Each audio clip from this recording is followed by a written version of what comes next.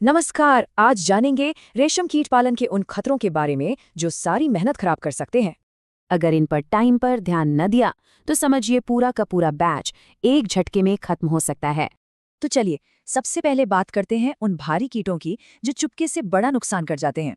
सबसे पहला खतरा है चींटियां, खासकर जब रेशम कीट अपनी शुरुआती नाजुक स्टेज में होते हैं। ये सीधे अंडों और छोटे कीटों को खा जाती हैं, जिससे बहुत ज्यादा नुकसान होता है। तो बचाव के लिए जरूरी है कि एक फिजिकल बैरियर बनाएं और जगह को बिल्कुल साफ सुथरा रखें। अगला बड़ा खतरा है चूहे, जो कीड़ों और कीमती कोकून दोनों को ही निशाना बनाते हैं। ये रात में सबसे ज्यादा एक्टिव होते हैं जब देखभाल कम होती है और ये तबाही मचाते हैं। इनसे बचने के लिए दरवाजों पर जाली और चूहेदानी का इस्तेमाल सबसे असरदार तरीका है। अब आते हैं दूसरे शिकारियों पर, छिपकलियां और मेंढक। ये सीधे रेशम कीटों को ही खा जाते हैं।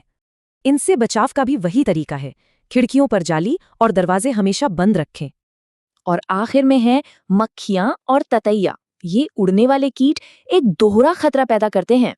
ये न सिर्फ कीटों पर अंडे देकर उन्हें खराब करते हैं, बल्कि बीमारियां फैलाने का भी काम करते हैं।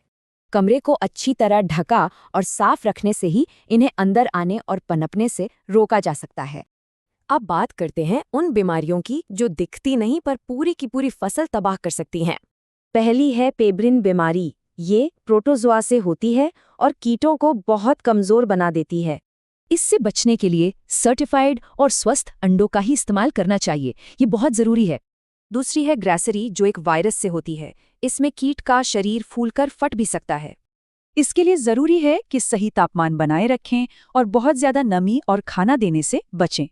तीसरी बीमारी है फ्लैचेरी, जो बैक्टीरिया से होती है। इसकी पहचान है बदबू और सुस्त कीड़े। इसके लिए सड़ी पत्तियां बिल्कुल ना दें और कीटों को बहुत पास पास भी ना रखें। और चौथी है मस्करडाइन। ये एक फंगस से होती है जो कीट के शरीर को बिल्कुल सख्त कर देती है। इससे बचाव के लिए नमी कम रखना और कमरे को सूखा रखना बहुत जरूरी है। ये कुछ सामान्य उपाय हैं जो लगभग हर खतरे के खिलाफ एक मजबूत ढाल का काम करते हैं।